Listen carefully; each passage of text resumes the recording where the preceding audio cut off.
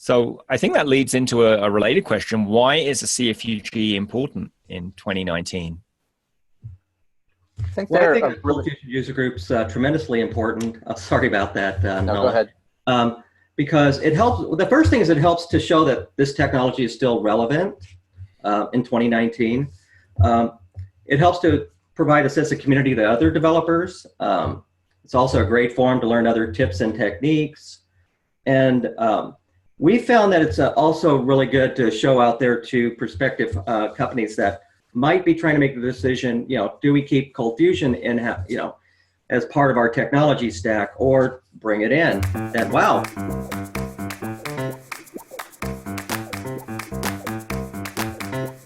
Hey, welcome back to the show. Here we have a special episode, and it's a panel of ColdFusion user group experts. We've got Leon, Nolan, and Daniel. So, and we might have Drew as well joining us. He isn't here yet, but if he pops in the middle, I'll introduce him there. And my name's Michaela Light. This is the CF Live podcast. And today we're going to be looking about running or starting a ColdFusion user group. So welcome, everyone. And if you don't know our guests here, Leon runs the Seattle ColdFusion user group. And Nolan runs a user group down in Mount Shasta area in California. Sacramento, actually. Sacramento. Oh, I'm sorry. No worries. It's just your company name has Shasta in it. It gets me confused. I've had that happen before. Yeah. And then Daniel runs the Chicago ColdFusion user group. So we've nearly got all the time zones covered in the United States. And if anyone listening, if you run a user group, please let us know in the comments about it. We'd love to hear what you're doing. And if you're interested in starting a user group, let us know that in the comments. And if you just wish you could attend a user group, you can tell us that too. So I think we should start off by just explaining what is a ColdFusion user group, or that acronym CFUG that sometimes gets banded around.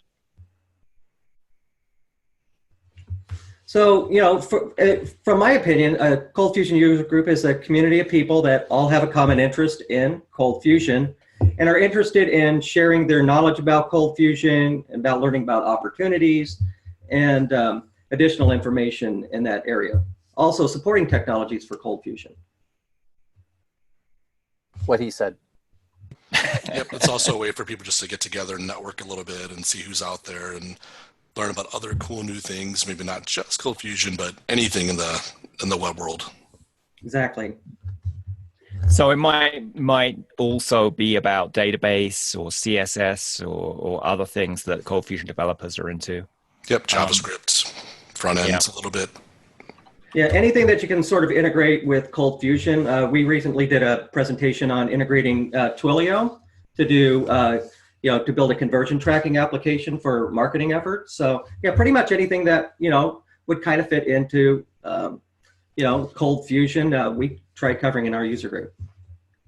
Yep. Cool. And go ahead, Daniel. Sorry. So we've actually had some non-ColdFusion developers attend some of our user group meetings if it was a topic they wanted to hear about. Like we did an Ionic presentation a while back where Raymond Camden came. And so we had some people show up, nothing to do with ColdFusion, but liked the topic and wanted to come out and see what that was all about. Yeah, a bit of cross-promotion never does any harm. You never know. You might actually convert some of those people, or at least they'll know what ColdFusion is when they leave. Exactly. I think the other hidden thing about it is, sometimes developers work on their own. They work at home, remote, or they're working in a company where they're the only ColdFusion developer, and it's a chance to get together with other folks who understand what the heck it is you do. So I think that leads into a related question. Why is a CFUG important in 2019? I think the ColdFusion user group's tremendously important. Sorry about that. No, go ahead. Because it helps. The first thing is it helps to show that this technology is still relevant in 2019. It helps to provide a sense of community to other developers. It's also a great forum to learn other tips and techniques. And we found that it's also really good to show out there to prospective companies that might be trying to make the decision, do we keep ColdFusion in, as part of our technology stack or bring it in? That, wow, there's actually user groups out there that are promoting this technology and discussing the technology. Yeah, I think that's true. There was a post that someone made recently. I'm spacing out on the guy's name. I think it was Mike Nolan or someone like that. I'll look up the name later and put it in the show notes. But he asked, is popularity an important measure for a programming language? And I think user groups help show that, ColdFusion still has people enthusiastic about it out there. Oh, yeah. And kind of reiterate one of the points that were made, really the modernization of how to do things the modern way. We have a lot of developers over the years, they've been doing ColdFusion a long time, but they don't necessarily know the newer ways of doing things, more optimal ways. They're still on older versions of ColdFusion. So one thing we try and do is, in fact, we just had Nolan last month came in and presented on some more modern techniques and really trying to keep the developer pool current on how we should be doing things. And the user group sessions can be a good way to do what Daniel just mentioned, especially for folks that, for whatever reason, cannot get to the conferences that happen a couple of times a year. If Into the Box or ColdFusion Summit or CF Camp is too far away or too expensive or the dates don't work or whatever, granted, you don't get 20 or 30 sessions in one day at your user group, but hey, it's one evening a month. If you can, get there after work, you can also catch a lot of the same content or very similar content. Like Daniel mentioned, I spoke remotely for his group and gave an identical talk there that I gave for the Into the Box crowd a few weeks earlier. So you can get a lot of the overlapping conference sessions that way too for people that can't make it out to those events. That's a great point. And that's also useful for speakers. If anyone who is a speaker at conferences is listening to this, if you want to practice your talk and see, get some feedback on it, giving it a user group before you give it at the conference is a great way to improve how the talk goes. Absolutely. Yep, we definitely welcome that, Nolan. So that is one of the nice benefits of being in the position I'm in, where I speak at a lot of the ColdFusion conferences each year, and I also run a user group, is I can sort of pencil myself in on the calendar when I'm able to test drive my my conference event or my conference talks before I actually give them at CF Summit or Into the Box or whatever. So. And often it's possible to give that talk remotely. So if you're not in Chicago or Sacramento or Seattle or wherever else the user groups that you're related to, you can do it remotely. So that's another way. Or of course, if you're visiting that particular town where a user group is, that's an opportunity to both do some business or pleasure and do a user group meeting. In fact, I would say if you own a business and you go give a user group talk, you just made that trip a tax write-off. So, yep.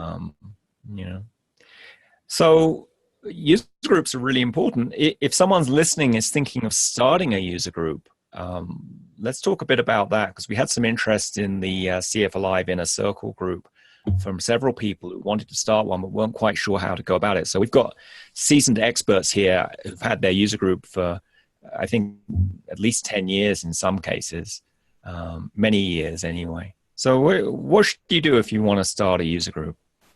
For me, the biggest challenge was finding a usable venue. We've had to move, when my group was the ColdFusion user group, we had to move between 3 or 4 different locations. And then since then, it's morphed into the general web group, SAC Interactive. The same requirements are there either way. You've got to have a room that ideally is free or super cheap to rent every month, because you don't want to shell out hundreds of dollars for an hour-and-a-half session. It's got to be a place that you can bring food in and out of, probably have some sort of AV projection system, so at least already there, or you've got some other means available that you can bring one in and it's got a room set up to actually use that. And the venue actually has to be in a part of town that the developers will actually come to for free after hours on their own time. We had issues where certain parts of town seemed like they would be just fine. They were off of a freeway, in a venue, in a room that had an AV projector and everything was fine. But because of the side of town it was on, and in relation to how traffic flowed at the end of the day, people just were not interested in coming there. So we have physically moved the meeting 10, 15 miles in a different direction sometimes to accommodate that sort of thing. And that's been a big factor for us. It's like the right venue in the right part of town have been the big thing that I think everyone should sort out before getting too far down the path. I don't know. What else do you guys think? Well, we had the same sort of problem with the Seattle ColdFusion user group, where we were originally meeting downtown Seattle. And for those of you that have ever driven around downtown Seattle, that can be a challenge, and especially around rush hour. And we would run up on a ceiling of, 10 or so people that would come to a meeting, and it just, we weren't able to bump that up. We did something similar to what Nolan was talking about, where we moved all of our meetings over to the Seattle East Side and Bellevue. And if you're a Meetup Pro member, and you have WeWork locations, it's a co-working space that they have throughout the country, I think perhaps worldwide, but you can actually get free conference rooms to have your ColdFusion user group meetings. And it's worked out pretty well for us. So I'd encourage you, if you're looking for I went to a small event at a WeWork. It was in Mexico City, but sure it's the same. They do have projectors and space. The only downside is you have people who regularly go to work there kind of hovering around, which you can either look at as a bonus because they're going to pick up on whatever the topic is, or it can be a bit of an interruption. Now, they actually did have space for us in the Bellevue WeWork, where it is kind of tucked away and people aren't bombarding you. We typically hold our meetings at around 6 o'clock at night, though. So we have less people going into their co-working spaces. We do the same thing. We're meeting in a venue called Hacker Lab, which is not WeWork proper, but it's a similar sort of venue. And so they have the AV projection system set up for us. They're in central downtown Sacramento, which makes the traffic flow easy for most everyone. And the other nice thing about that is they also host a variety of other after-hours classes and workshops, not just our meetup, but there's actually a Hacker Lab calendar, and they put our meetups on that calendar too. And we have had a few people come to our events because they saw not my promo, but they saw the Hacker Lab promo and were interested in what we're talking about. So that helps too. Yeah, another place you want to start as well. I've been extremely fortunate with the CFUG, where the companies I've worked at have been more than happy to sponsor us. This is the second company I've been since I started it, and the company provides a meeting location, our conference room. They even sponsor the food. So definitely check with your current employer and see, hey, is this something that you would like to sponsor? If you've got several ColdFusion developers in your company, that's just a great way to get them to come out and try and work on their craft and learn more and do things like that. So it's definitely a win-win. That's a great suggestion. I know when I ran the Maryland ColdFusion user group, we used to do that. And I know several other user groups to do that. The other thing I'd say, if you're thinking of starting a user group, the important thing is to get started. You don't feel you have to have the perfect location. You can always move it later if you need to. At one point, I had the user group meet in a local bar that didn't have a lot of traffic on Tuesday nights, and they were happy to exchange free space and AV equipment in return for people understanding they need to buy some food and drinks at the location. So a restaurant, bar, or cafe might work for that if it's not busy at that time of day. Trying to think what else I've seen people like do. That will also have private rooms they can rent out for birthday parties and such. And I've seen a few user groups do that before us too. They'll have meetings at kind of like a bar or like a Panera Bread or a pizza joint of some sort. And it's not a birthday party, but it's 10 people in the room buying a pizza, and the venue doesn't care. It's they'll support. Particularly if you pick a time of day when they're not busy anyway. And Tuesday night at 6 p.m. bars generally are pretty empty, all restaurants. Depends on the restaurant, of course. Some restaurants are busy in the evening. So, I have a question for Leon and Daniel related to Daniel, what you just said a minute ago about the places you've worked you've had good luck with them helping to host the meetings. How do I phrase this and not make it sound like I'm trying to antagonize things? I'd be curious to know roughly how many ColdFusion employees work in both of your buildings, and what percentage of those employees actually show up to the meetings. The reason I ask that is we used to run the ColdFusion user group here in town in a building in Sacramento that employed about 25 ColdFusion developers, literally in the same room where they worked every day. And we'd have one guy show up from that group to our meetings every month. He was our sponsor that stayed and opened the door and turned the lights on for us. But we could not get anyone else to even, it was literally walk 10 feet to the side and sit down and there's your meeting. And we couldn't get them to stay. And I'm curious if you run into similar situations and how you maybe solve that problem. We do run into that. At the first company, there's only a couple of us, so we both were there. So that wasn't that as big a deal. My current company, we've got about 15, 16 ColdFusion developers, and we got maybe a third to half that come on any given night, just depending on the topic, depending on who's available, the weather, things like that. So you're going to get the people that genuinely want to learn more, genuinely want to do more. And, but also some people have families and they don't want to take the time, and it is tough. But we've been very fortunate. We've had enough people from the company that kind of makes up a core of the group, and we pull in others as well.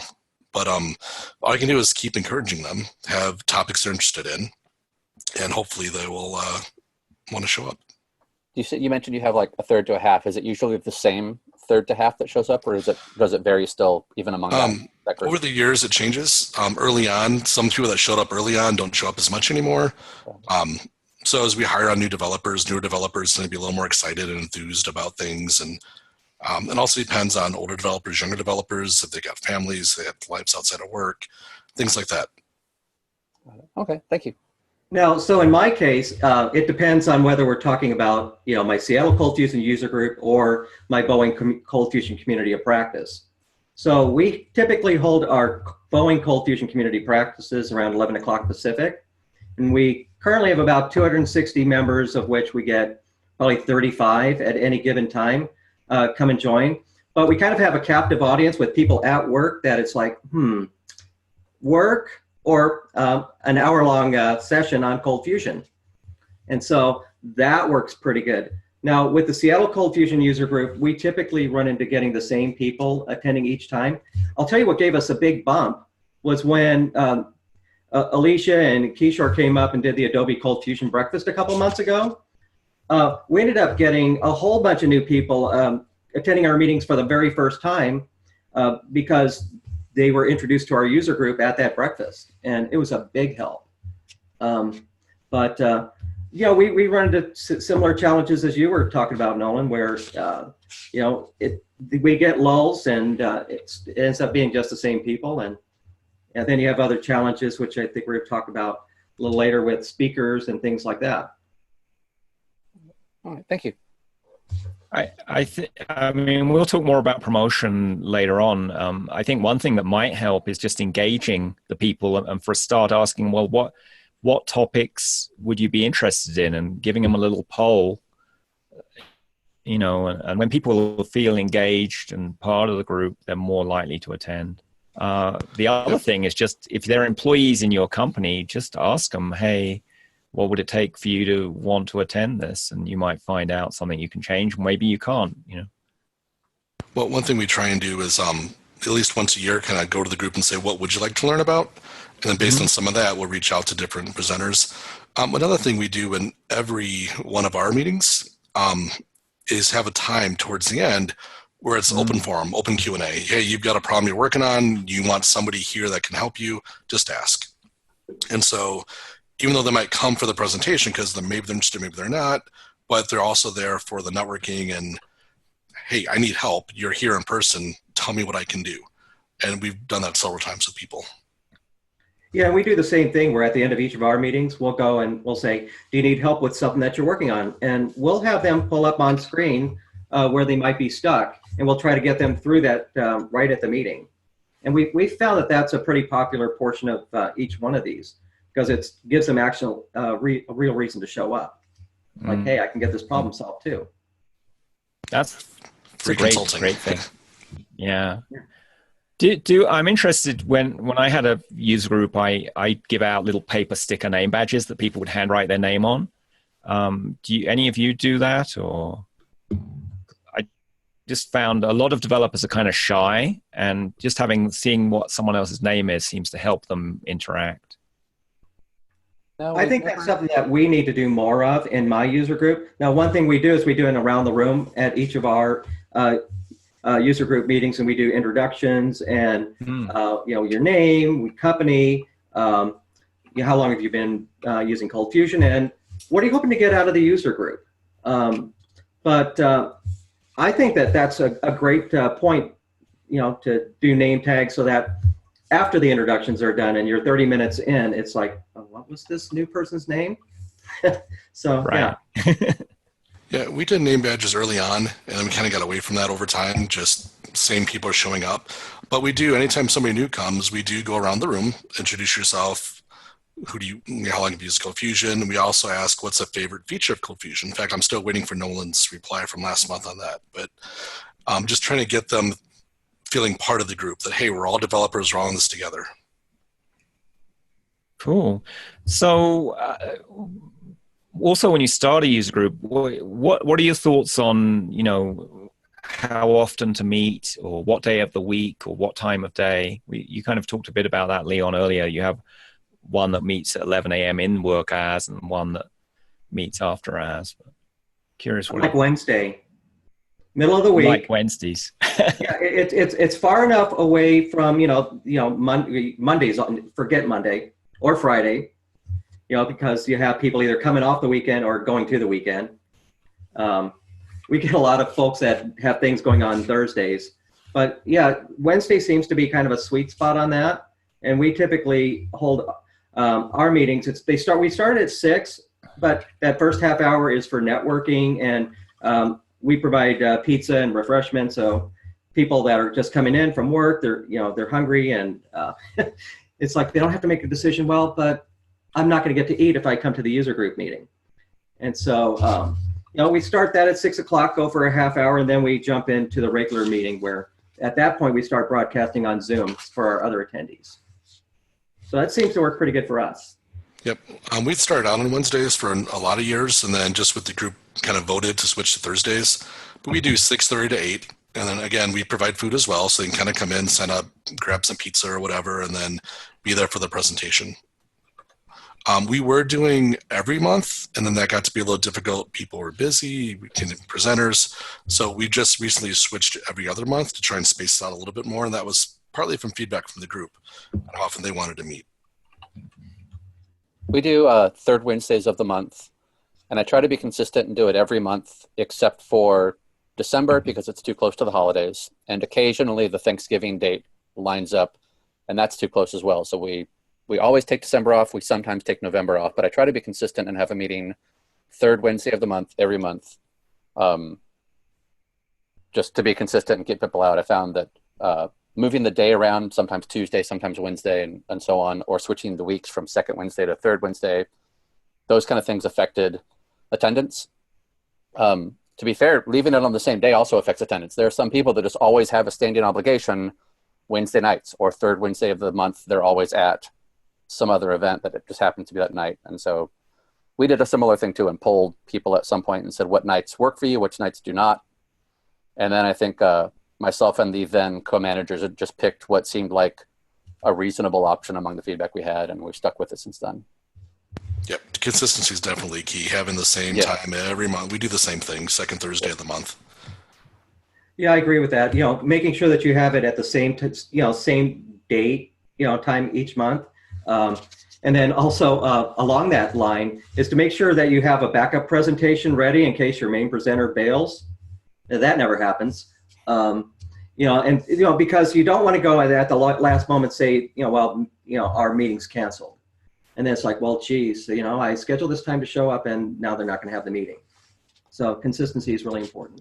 Yeah, I find that's kind of, I find that just one of the responsibilities of being the group manager is the group manager needs to have some sort of have a couple of canned slide decks at the ready in case you have to do something like that. And worst case, what we've also done in that position, or also if we just don't have a speaker lined up for some reason, about once a year or so, we'll do like what we call a developer show and tell, where there's not a main presenter for an hour. It's just the promo that goes out says, hey, if you got something cool you want to talk about for 5 or 10 minutes, bring it. Is it a neat database query you wrote that you're proud of? Cool. Is it a JavaScript library you found last week that's doing some amazing animation thing you like in your app? Great, bring that too. You want to come show off an app you've been working on that finally went gold this week? Anything like that. And then that's a good way to get people that don't feel confident doing a 1-hour presentation to contribute something. And then you get a nice feel for, there are 5 people in the group that all use this particular technology. Maybe I can hit one of them up later on to do a little bit more of an in-depth look at whatever they did the 5-minute teaser version of tonight. And those things work pretty well for us when we are stuck to, and like a presenter bails or we can't line one up for some reason. Yep, that's a great idea. We talked about trying to do something like that as well. Another thing we do, or we're going to do, is a workshop. So our next CFUG meeting, we're going to do a command box workshop. Some of the newer members don't know what command box is, how great it is, so we're just going to have them bring their laptops in. So we'll all do it together and kind of walk them through the basics together. So instead of a presentation, more of a hands-on interactive workshop. That's a great thing to do. It helps people get their skills up. It's free training for them. It benefits the software you're showing off, whether it's the latest version of ColdFusion, some cool features in that, or a tool like Command Box. I know when I had the user group, I used to do the second Tuesday, and the reason was to avoid Thanksgiving and Christmas clashes. I deliberately picked a number near the front of the month. But doing the first Tuesday didn't work because people forget when that is. They sort of need to get into a month before they sort of realize, oh yeah, it's user group time. So we talked a bit about speakers. I know that's a challenge sometimes people have. How do you get speakers? So let's talk about that, because a lot of your tips were, what do you do if the speaker doesn't show up or you weren't able to get a speaker? And your basic answer was the show must go on, right? Right. Yeah. Well, for us, we use we adopt one of Nolan's techniques, which is to have smaller presentations built into our meeting, so that if we have somebody bail, typically the longest we'll have for a topic will be about a half an hour. So, we're able to kind of fill in around that if we have a problem. We do try to encourage show and tells a lot.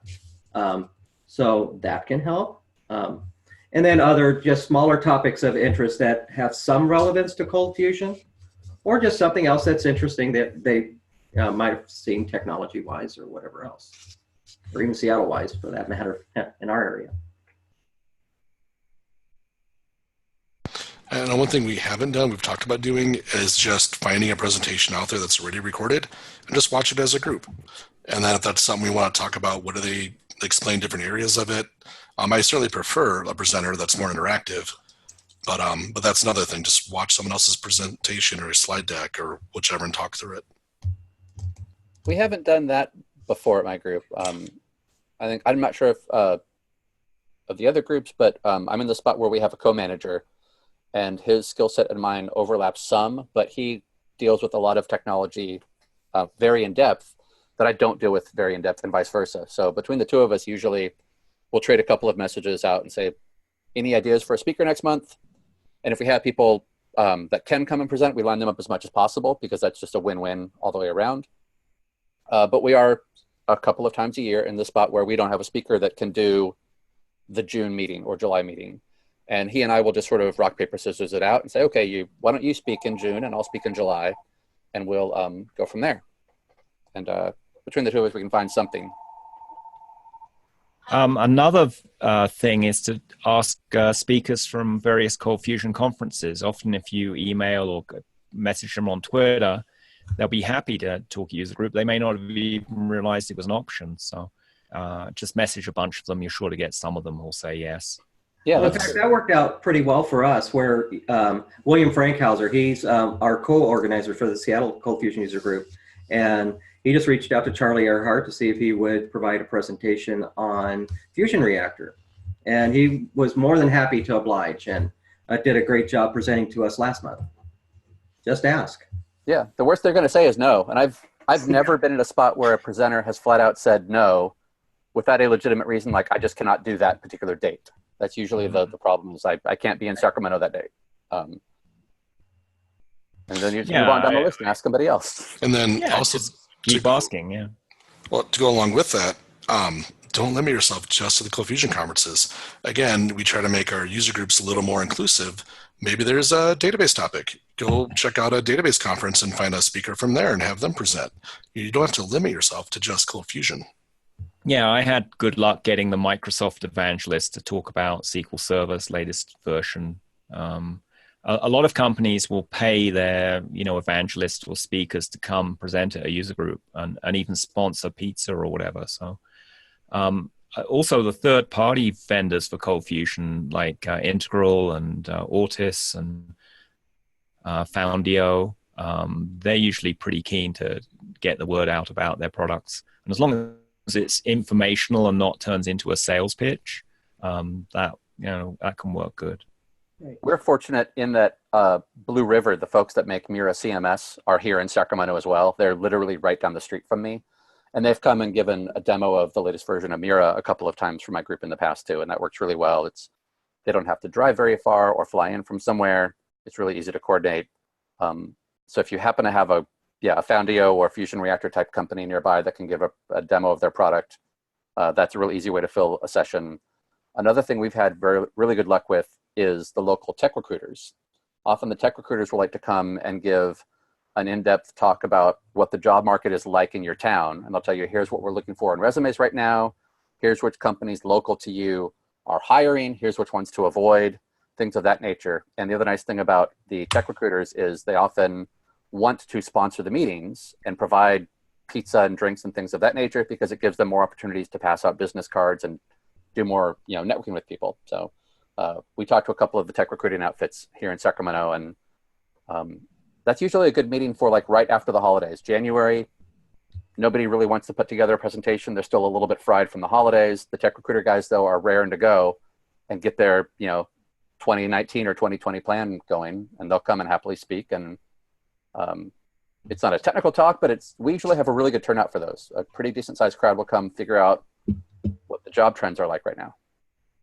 Yep, that's a nice idea. I know I've shied away from that myself, just always having a company sponsor us. Feels like letting a fox into the hen house kind of thing.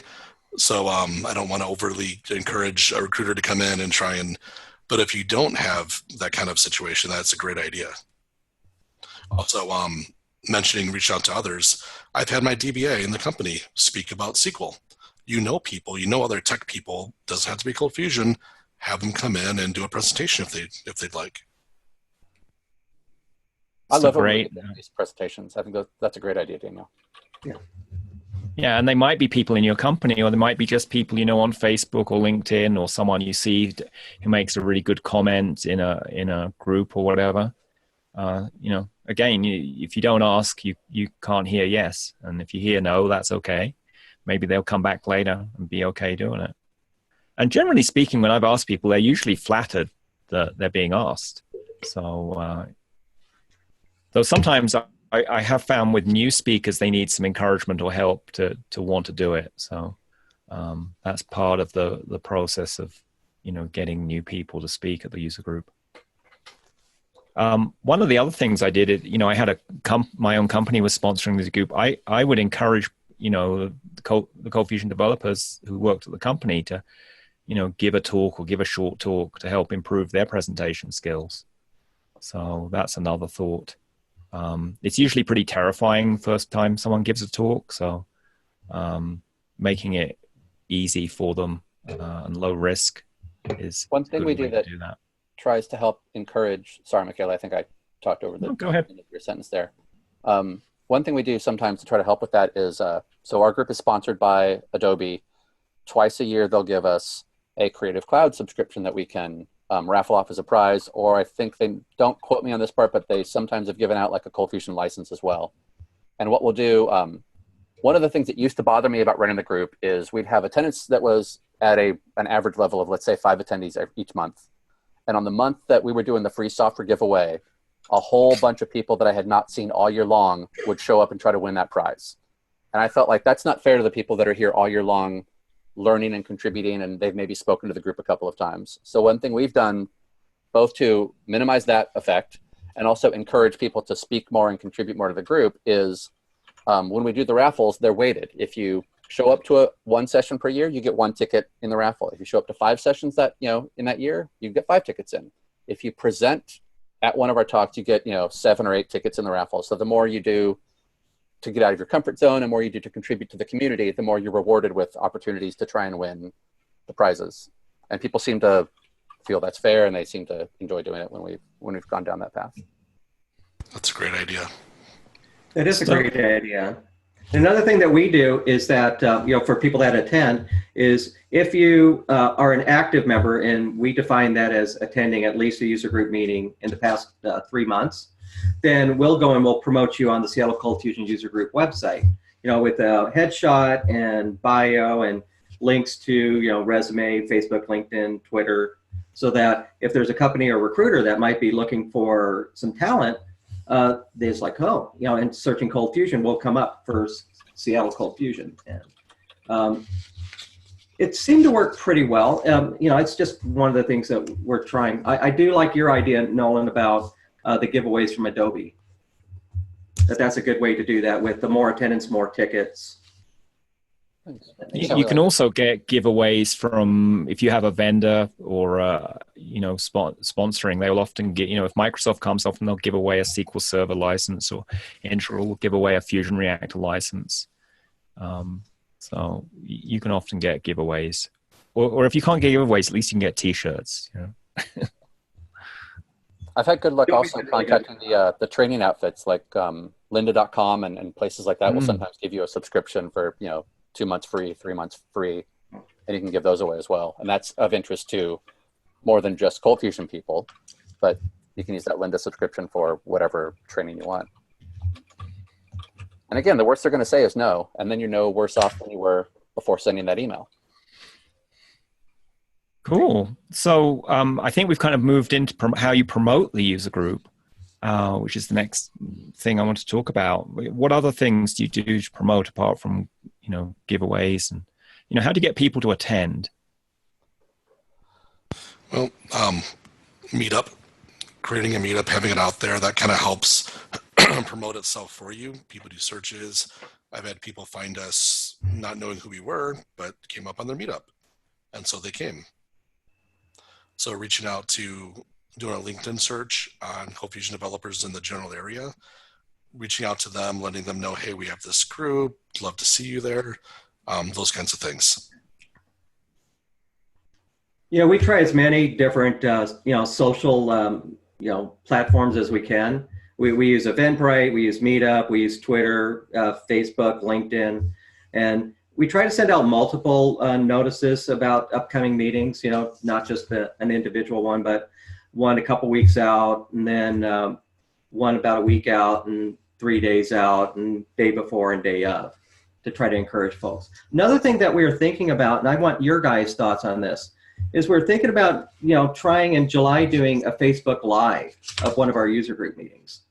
I was thinking, that might be a good way to get in front of some people that wouldn't normally, be, the people that might, that would attend your meeting, but would get additional exposure. What do you guys think about something like that? I think it's a great idea. Would you have a in-person presenter for that versus remote? Yeah, well, what we typically have is we have both at our meetings. We'll have some folks like, we have one gentleman who's in our user group from Portland, and he'll present sometimes, and then we'll have folks that are in the room that are presenting. So it's a combination of both. Yeah, because I know a lot of ours, we do a lot of remote presenters if we can. So the only thing is have somebody local, then it's much more of an event feel if they're all there together and the excitement there. And right. It's a great idea. Try it and see. Yeah. Worst case, you don't do it again. Well, and the other benefit is you end up with a recording on your Facebook page that you can share out to people and encourage them to see what they're missing. How many members typically show up on any given month? To our user group meetings, around 10. I've got to 6. See how ColdFusion user group. The Boeing ones are bigger, but yeah. I've got 6 to 10, depending on the weather and the topic and things like that. Right. We're in the same boat. Around 10 is probably a good average. The topic will greatly affect how many people show up. Yeah. Right. I mean, if you mentioned earlier the Adobe breakfast, if there's any tech event where you can get the user group name out and, make an announcement and sort of be a quote sponsor of the event, though you're not paying anything. I know when we, Adobe or Macromedia did a big event in Washington, D.C. that had 900 people attending. And I got 3 minutes on the stage to talk about the user group. And that got a big bump in membership for us. So, yeah, we did something similar a few years back with one of the breakfast roadshows in Chicagoland.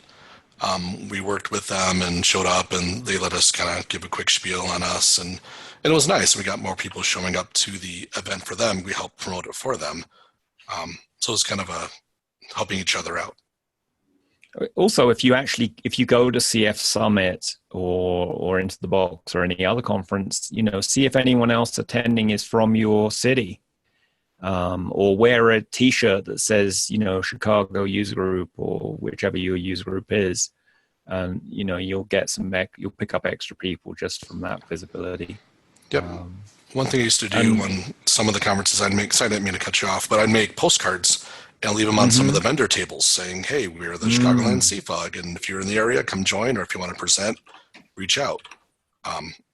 Something simple you could just leave behind and people can pick up. And that's the same thing that William Frankhauser did at the Seattle ColdFusion breakfast, is he had made up a bunch of postcards just like you were talking about, Daniel, and it really worked out well. That's easy to do at Vistaprint or Kinko's. It can be pretty simple. We didn't mention website. You all have websites for your user group. Was that important, do you think, or does it not really matter? For us, it's undergoing a redesign. It's been undergoing a redesign for a while. I'm kind of embarrassed by that. But it is important. We try to record as many of these presentations as we can, and then we list them up there as an archive so people can come in and see the past recordings. And so for that part, it's pretty important, plus general information about where you are and things like that. You're also talking about the giveaways. Sometimes when you go to some of these conferences, we'll grab extra swag or whatever swag, and we'll give some of that away at the CFUGs. So if somebody can't go to the conference, here's a cool integral squishy ball on Fusion Reactor, things like that. We have a website as well. Ours is also grossly behind on getting the redesign finished, much like Daniel's group's website. The relevant content for the current month's meeting is always updated, but the rest of it is not where I want it to be in a number of ways. That's one of the plans that my co-manager and I have for later this year, hopefully. So as long as it's got whatever the current month's info is on it, I find that it does help. The couple of times that I have slacked on getting that updated, I have had a couple of attendees send me email saying, what's the June meeting going to be? The info isn't up there yet. And so I know people are checking it at least periodically. We don't record meetings right now. That has been a thing we've talked about before. I've had about 50-50 luck with the presenters being okay with being recorded. Some of them just don't want to be for different reasons. I know I've told Daniel before when I've spoken at his group too, I don't want to be recorded for this one for different logistical reasons or what have you. And that's fine. So we don't have an archive of the meetings in the past.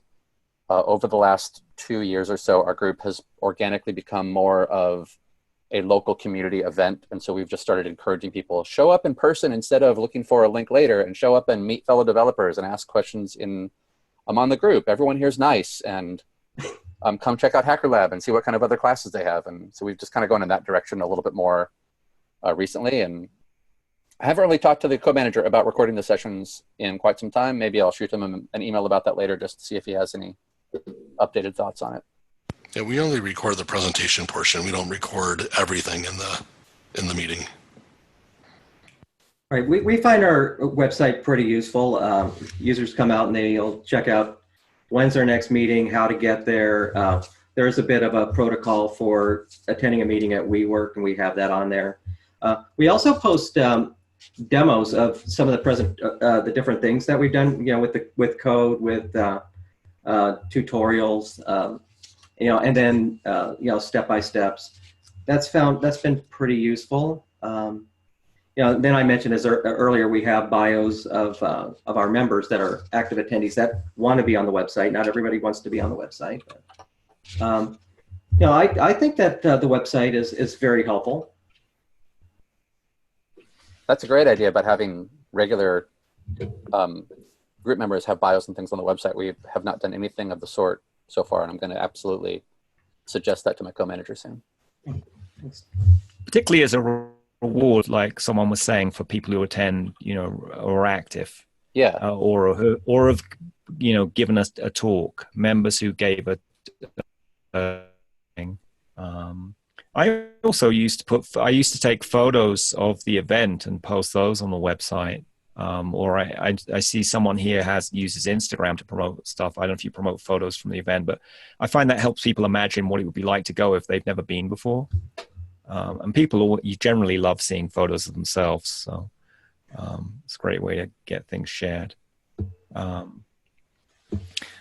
One of the other promotion things we didn't talk about is, Adobe has a forum. Anyone can create an account and post on it. Just put the announcement of the event there. And if you have a recording or photos, share them afterwards. You might get people in your town who, they didn't even know you existed. And, I think the same with the Lucy website. They have a blog. If they have something relevant to them, I'm sure they'd be happy to put a blog post up. Or, what about social media? Does anyone do any social media stuff? You have a Facebook page or?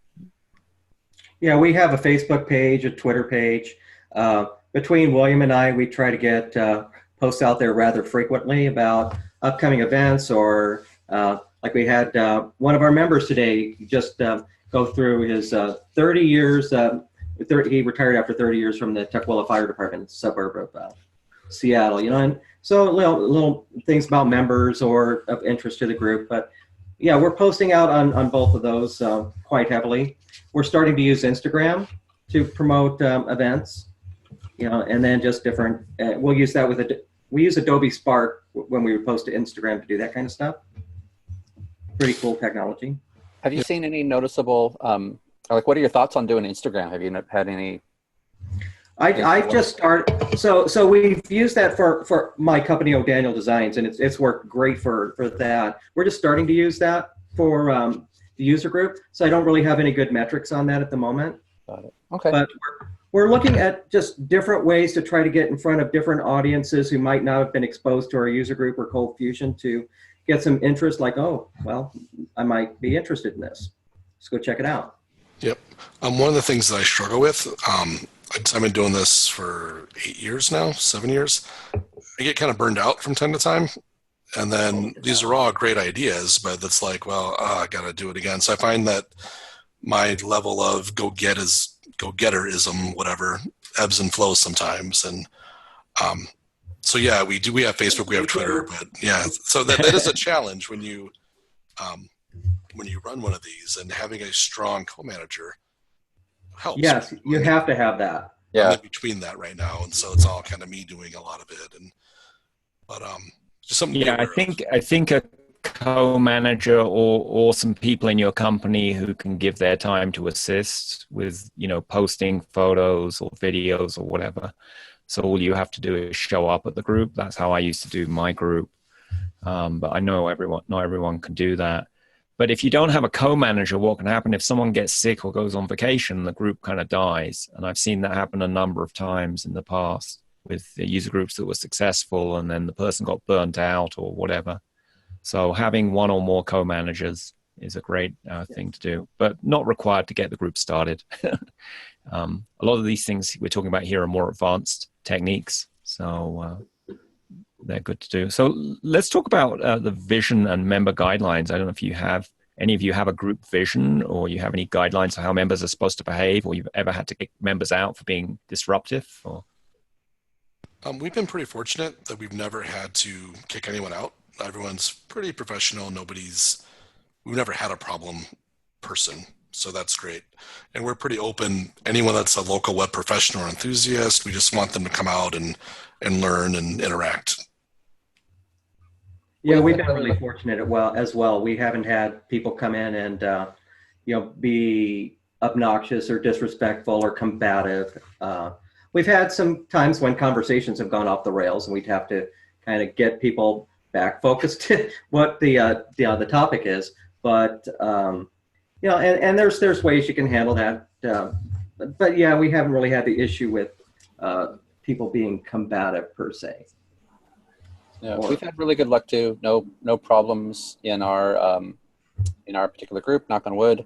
I know there was one other CFUG that I spoke at a few times that used to have a problem attendee. This was a number of years ago, and I don't remember what the proverbial last straw was. But yeah, they just told him, like, you're not welcome back here anymore.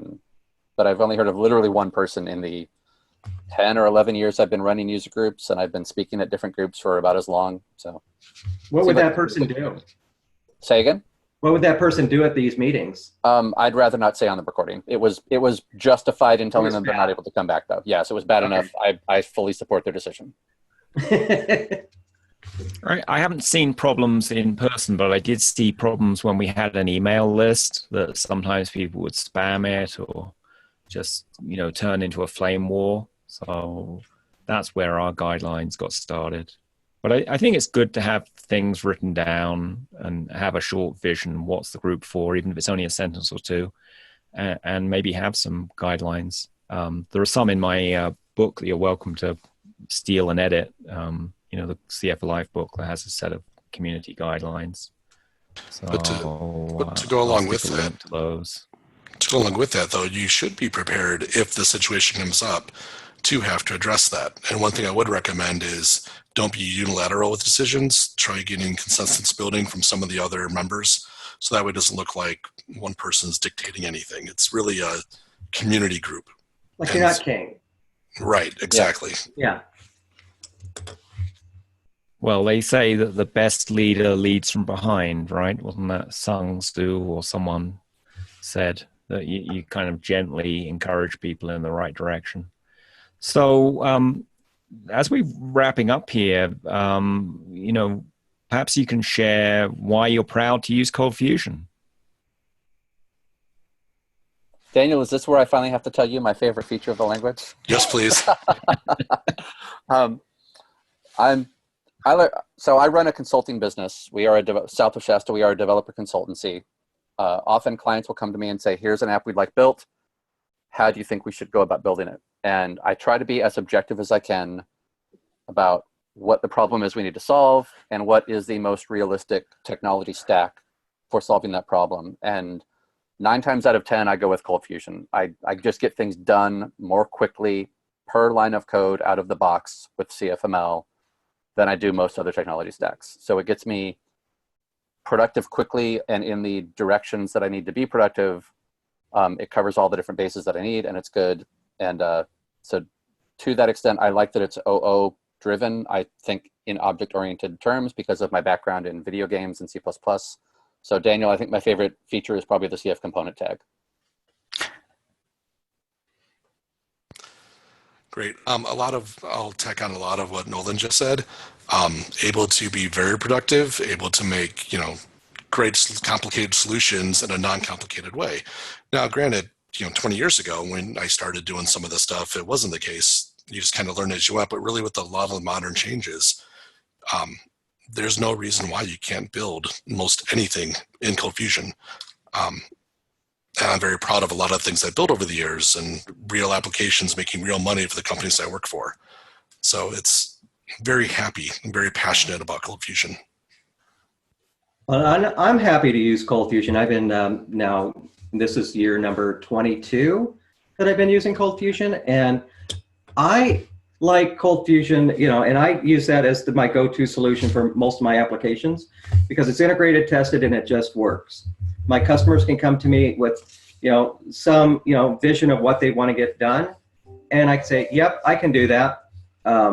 Whether it be things like providing an interactive search for documentation, and we had a use case at Boeing where we had disparate documentation, all different types of writing types, wanted to be able to search it. ColdFusion can do that. We can just use CF Index and CF Search and CF Collection, and we're good. We need to build a dashboard. We have charting integrated. It's just right there, and it's available for you. And with other technologies, you're pulling in, components from NuGet and Artifactory and all these other things and trying to make them work. ColdFusion just has it. It's all in one place, integrated, tested, and works. And that's why I love it. Yeah, I'd echo those things. I mean, it's very quick to code in, much faster than coding in Java or .NET in my experience, or even PHP.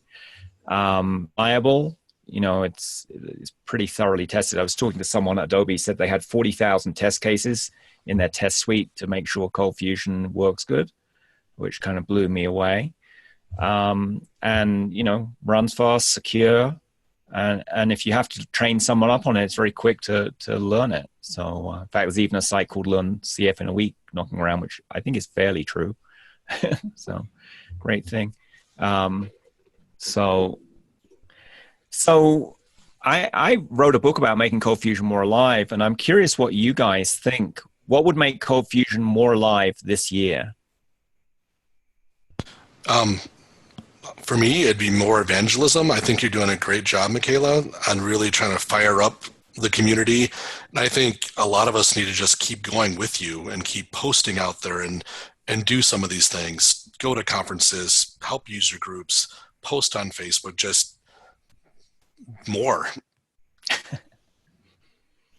One of the things that I think would help to make CF more alive this year, it would be something that it just not for this year, but ongoing, is to see ColdFusion curriculum get put more into the middle schools and high schools and get people excited about what ColdFusion can do, how they can go and build really cool stuff, and how easy it is to actually use it.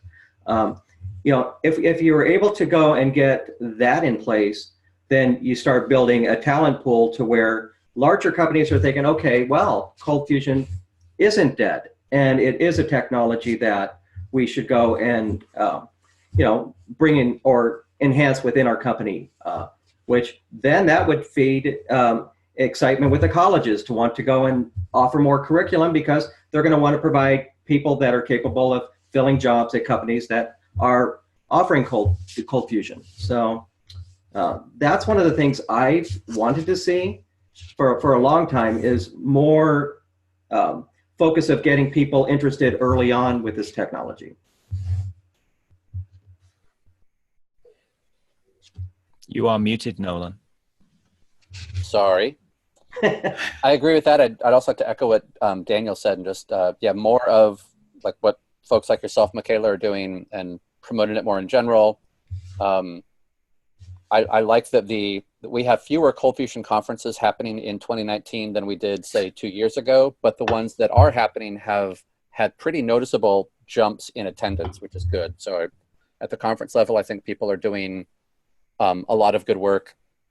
I like that Adobe is working on rebuilding the ColdFusion certification training. I think that will help show that it is something that Adobe is investing in, and they are looking at getting people trained properly on modern versions of CFML and how to use it in 2019, not just in 1998 style of coding. Just more of what things are doing. I always encourage people to go out to their local user groups, even if you just sit in the back and watch and listen. If you're not big on asking questions, or you're not interested in giving a presentation of your own, just being part of the people in the room and hearing the different things people are experiencing in their day jobs and learning about new technologies like that can help. I like that, the few people we have that are active on Twitter and LinkedIn posting about it, and I think just more of the same will help. Yep. Yeah, I think the thing is that we shouldn't expect ColdFusion to be made more alive by Adobe or Lucy or someone else from on high doing it. Each of the people in the ColdFusion community needs to take some small action, and that small thing might just be tweeting about some cool feature you used, or sharing some snippet of code, or maybe it's telling another developer, hey, this is a cool thing I did. It doesn't have to be mega big, but if hundreds of thousands of CFers all did that, it would definitely shift things a lot. I just want to one other quick comment too. If you want to make CF alive for yourself, go check out Ortus and what they're doing with ColdBox and CommandBox and all the box stuff. And it's very exciting, some of the really cool things they're doing. If you want to see awesome ColdFusion code and applications, go check those guys out. Yeah, they had an amazing conference. I know, Nolan, you were there, Into the Box in Houston, Texas last month. And it was just chock full of it. And it wasn't just box stuff. Box stuff is their open source or commercial products, but they had, a lot of presentations were on cool ColdFusion things. And they're really big about modernizing your ColdFusion code. And that's something else I think is important, that ColdFusion could get a bad name is if you're working on code or writing code that's, 20 years old. There's a modern way to write ColdFusion, and modern tools to use that take it ahead of all the other languages out there, in my opinion, at this point. I think you touched on an excellent point there, Michaela. Another thing everyone can do to make ColdFusion more alive is just attend one of the conferences. If you're if you're on the fence because you think it's expensive, or you don't want to take a couple of days of vacation time or whatever, yes, it is a check you sometimes have to cut out of your checking account, and that can be an irritant. I have attended a bunch of conferences over the years as part of my consulting business. I have never once come home from a ColdFusion conference and felt like that was a big waste of my time and money. Every conference I've gone to, I feel like I've gotten my money's worth. I go and I learn a bunch of things. I meet people that are hitting the same pain points I'm hitting. I do a lot of great networking and get excited about what I'm doing for a living. I've always learned a few new things that I'm excited about taking back to my clients and back to my bosses and so on, my teammates, and telling them, check out what we can do now. I didn't know about this feature. Did you see this new product that came out?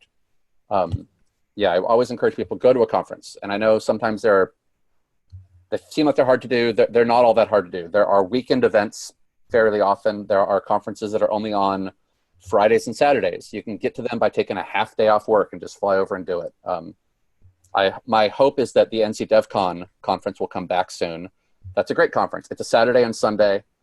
You can fly out from the West Coast, red-eye flight there, red-eye flight back, miss no work at all. It's like a $200 ticket. There's all kinds of events in the area that are worth checking out. Even conferences that by name don't sound like they might match what you do for a living.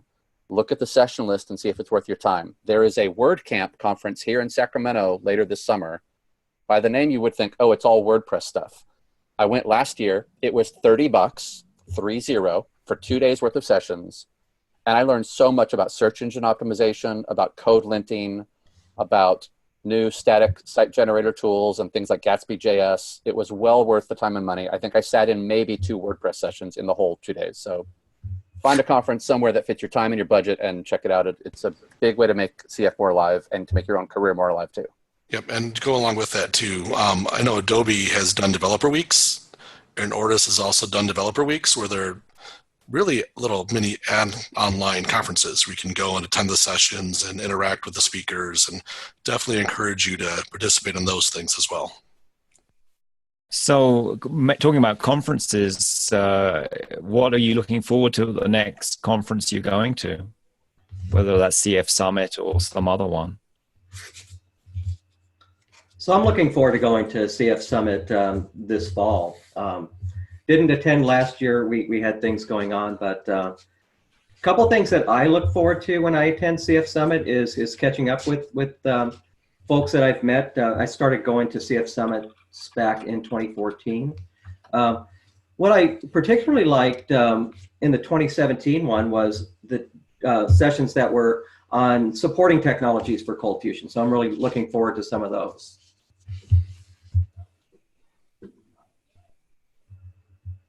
I'm not going to be able to make Summit this year. I have gone before in some of CF objectives and things like that. And same thing, you get some of the networking, but also you get access to Adobe people where, hey, I'm having this problem and I'm not finding the answer online, and can I ask you about it? And hey, we actually had calls with Adobe engineers after the fact to talk us through some things and even got hot fixes out of it.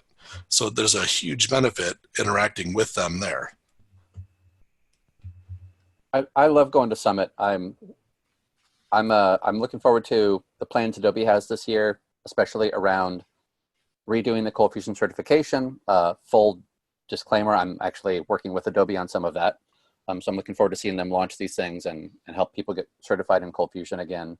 And I also like it at the keynote events when you look around and you can see 500 or so ColdFusion developers sitting in a giant conference room in Vegas. And that is always a great photo op for me to just take a nice panoramic shot and throw it on Twitter and show people, if ColdFusion is dead, how did 500 of these people show up in Vegas for an event?